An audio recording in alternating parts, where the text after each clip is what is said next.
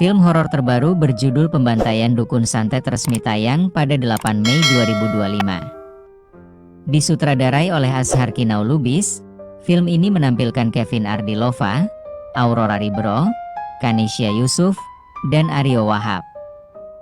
Meski menyuguhkan atmosfer mencekam dan sinematografi yang memukau, film ini menuai reaksi beragam dari para penonton. Karya penulisan Zero Point ini memiliki atmosfer horor yang kuat dan visual yang sinematik, namun jalan cerita film ini kurang jelas dan membuat bingung. Meskipun alur cerita menuai kritikan, aspek visual film ini banyak mendapat pujian. Lokasi syuting yang menampilkan pemandangan bukit dan pesantren terasa segar, dan berbeda dari film horor Indonesia pada umumnya. Warna gambar pun tidak terlalu gelap, sehingga nyaman untuk ditonton.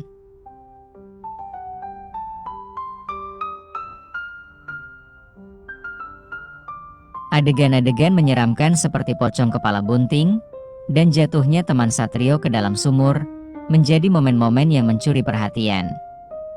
Adegan pocong itu lumayan keren, bikin merinding tapi tetap estetik. Kisahnya mengacu pada tragedi Banyuwangi 1998, saat ratusan orang dibunuh karena dituduh dukun santet. Tuduhan itu muncul tanpa bukti kuat, tapi menimbulkan ketakutan massal dan pembantaian brutal. Teku Rifnu berperan sebagai tokoh sentral dalam cerita kelam tersebut. Ia menyebut film ini tidak hanya menegangkan, namun juga relevan secara sejarah dan sosial. Cerita berpusat pada Satrio, seorang santri yang tinggal di sebuah pondok pesantren di Jawa. Suatu hari, ia menjadi saksi pembantaian brutal terhadap para ustaz oleh sekelompok orang misterius berpakaian serba hitam. Ia ingin menyelamatkan kedua orang tuanya di desa yang turut terancam. Mereka menuduh para korban sebagai dukun santet, meski tidak ada bukti yang kuat. Seiring teror menyebar, para guru dan santri satu persatu menjadi korban pembunuhan. Satrio pun mulai menyelidiki asal-muasal kejadian ini dan menemukan fakta mengejutkan tentang keluarganya, termasuk adanya dukun santet yang ingin membalas dendam. Ketegangan terus meningkat saat nyawa orang tuanya ikut terancam. Namun, Satrio juga ingin mengungkap siapa dalang sebenarnya di balik semua kekacauan ini. Teror tersebut membawa ketegangan psikologis yang perlahan mengungkap misteri kelam.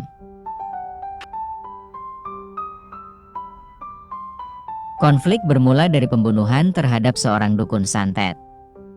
Peristiwa itu memicu amarah sekelompok orang yang kemudian melakukan pembunuhan massal terhadap siapapun yang mereka curigai sebagai dukun. Tak hanya dukun sungguhan yang menjadi korban, para guru agama yang tak bersalah pun ikut dituduh dan dibantai. Pembunuhan dilakukan di depan umum, dengan cara yang kejam. Satrio pun menyadari bahwa dirinya berada dalam bahaya besar, terlebih ketika ia melihat sosok misterius berpakaian serba hitam seperti ninja mulai mengincarnya. Dalam usahanya untuk bertahan hidup, Satrio menggali masa lalu keluarganya dan menemukan keterkaitan antara teror yang terjadi dan sejarah kelam keluarganya sendiri. Ada dendam lama yang belum selesai, yang menyebabkan keselamatan Satrio hingga kedua orang tuanya terancam. Di tengah kekacauan, Satrio harus menghadapi kenyataan bahwa satu-satunya cara untuk menghentikan tragedi ini adalah dengan mengungkap dalang dari pembantaian tersebut.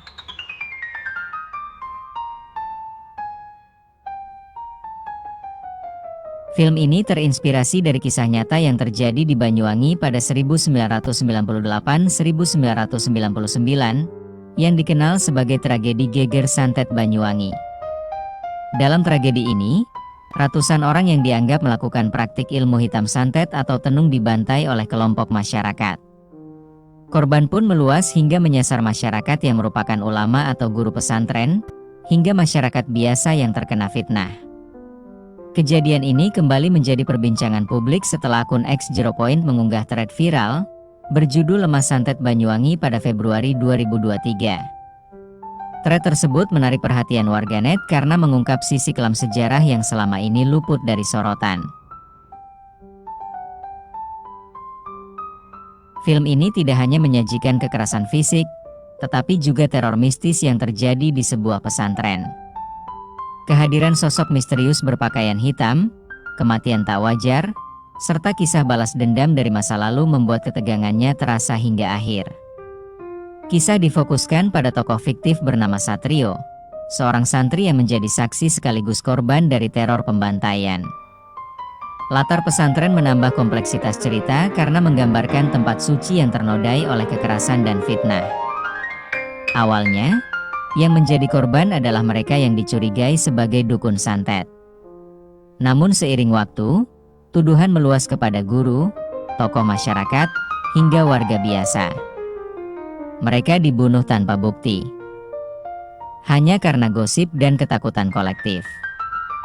Dalam film, ditampilkan praktik penggunaan tanda silang di rumah calon korban.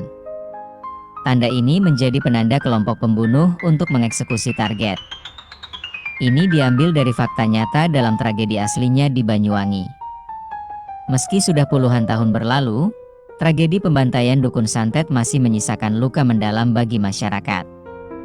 Komnas HAM mencurigai adanya pelanggaran HAM berat, namun hingga kini dalang utama peristiwa ini belum terungkap secara hukum.